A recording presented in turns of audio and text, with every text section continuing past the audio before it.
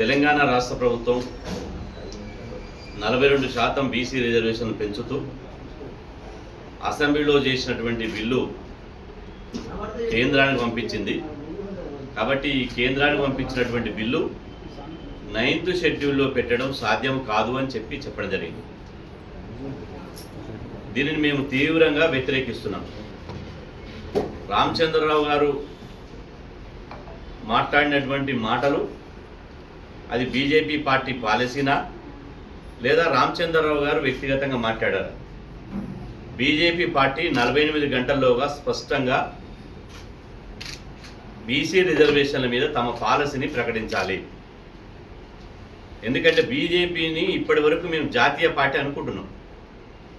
బీజేపీకి ఒక జాతీయ పార్టీకి ఒక జాతీయమైనటువంటి విధానం ఉంటుందని మేము అనుకుంటున్నాం. కానీ తెలంగాణ రాష్ట్ర అసెంబ్లీలో బీసీ రిజర్వేషన్ల అసెంబ్లీలో బిల్లు ప్రవేశపెట్టినప్పుడు తెలంగాణ రాష్ట్ర అసెంబ్లీలో మాత్రం ఆ బిల్లుకు బీజేపీ సపోర్ట్ చేసింది. కానీ ఇదే బీజేపీ అదే బిల్లు ఢిల్లీకి పోగానే రామచంద్రరావు గారు శాసనసభ్యులను అగౌరవపరుస్తూ వాళ్ళు తెలంగాణ రాష్ట్రంలో ప్రభుత్వం ప్రవేశపెట్టినటువంటి 42% బిల్లు మా బీజేపీ శాసనసభ్యులు అవగాహన లేకుండా తొందరపాటున ఆమోదించరు అని చెప్పడం జరిగింది.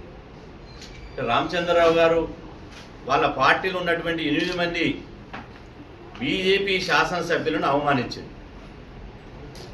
అంటే పార్టీలో ఒక నిర్ణయం జరగకుండా ఇవాళ బీజేపీ ఎమ్మెల్యేలు అసెంబ్లీలో ఒక నిర్ణయం తీసుకోగలుగుతారా? అప్పుడున్నటువంటి బీజేపీ అధ్యక్షుడు ప్రస్తుతం కేంద్ర మంత్రి అయినటువంటి కిషన్ రెడ్డి గారికి సమాచారం లేకుండానే ఈ నిర్ణయం మీద వాళ్ళు అసెంబ్లీలో బిల్లు మీద నిర్ణయం తీసుకున్నారా? మేము సూటిగా ప్రశ్నిస్తున్నాం. అంటే ఈరోజు రామచంద్రరావు గారు ఇది మాట్లాడడం అంటే తెలంగాణ రాష్ట్రంలో ఉన్నటువంటి 2 కోట్ల మంది బీసీలను వంచడమే, 2 కోట్ల మంది బీసీలను బీజేపీ పార్టీ మోసం చేయడమే, నమ్మించి గొంతు కోయడమే.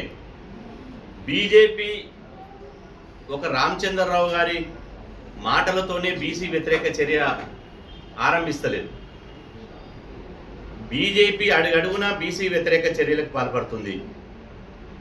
బీజేపీ అంటేనే ఇది బీసీల వ్యతిరేక జనతా పార్టీగా మారిపోయింది. బీజేపీ అంటేనే ఇలా బహుజనులకు వ్యతిరేక జనతా పార్టీగా మారిపోయింది, లేదా బీసీలకు జూటా పార్టీగా మారిపోయింది. బీజేపీ అంటే బీసీల జూటా పార్టీగా మారిపోయింది. ఎందుకంటున్నామంటే నిన్న పార్లమెంటులో ఉపరాష్ట్రపతి అయినటువంటి జగదీప్ ధన్కర్, మన ఉపరాష్ట్రపతి అయినటువంటి జగదీప్ ధన్కర్ గారు రాజీనామా చేశాడు. జగదీప్ ధన్కర్ గారు ఎవరు? ఒక బీసీ బిడ్డ. బీజేపీ పెట్టేటువంటి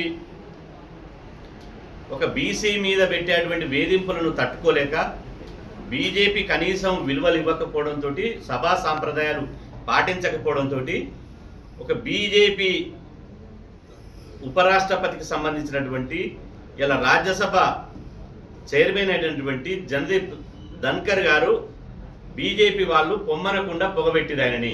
అందుకోసమే ఆయన రాజీనామా చేశాడు. అదేవిధంగా గౌరవనీయులు బండారు దత్తాత్రేయ గారిని ఇవాళ వారిని హర్యానా గవర్నర్గా తొలగించడం జరిగింది. ఆ తర్వాత కాంగ్రెస్ పార్టీలో ఉన్నటువంటి ఏలేటి మహేశ్వర్ రెడ్డిని బీజేపీలోకి తీసుకొచ్చి ఇలా బీజేపీ ఎన్నికలకు ముందు బీసీని సీఎం చేస్తాం, బీసీ సీఎం మా నినాదం, మా విధానం అని చెప్పి ఇలా ప్రగల్భాలు పలికి ఊకదంపుడు ఉపన్యాసాలు ఇచ్చి లాల్ బహదూర్ స్టేడియంలో ఈరోజు అత్యంత సీనియర్ అయినటువంటి 4 సార్లు ఎమ్మెల్యే అయినటువంటి రాజాసింగ్ గారిని, ఒక బీసీ బిడ్డను, ఆయనని ప్రతిపక్ష నాయకుడు బీజేపీ ఫ్లోర్ లీడర్ చేయకుండా పక్క పార్టీల నుంచి వచ్చినటువంటి ఇలా మహేశ్వర్ రెడ్డి గారిని ప్రో లీడర్ చేశారు. ఒక బీసీ బిడ్డ అయినటువంటి రాజాసింగ్ని అవమానించి అడుగడుగున బీజేపీ పార్టీలో అంచివేశారు.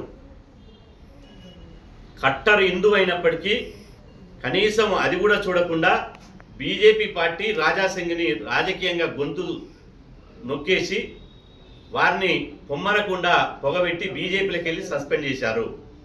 ఇవి కాదా బీసీ వ్యతిరేక చర్యలు?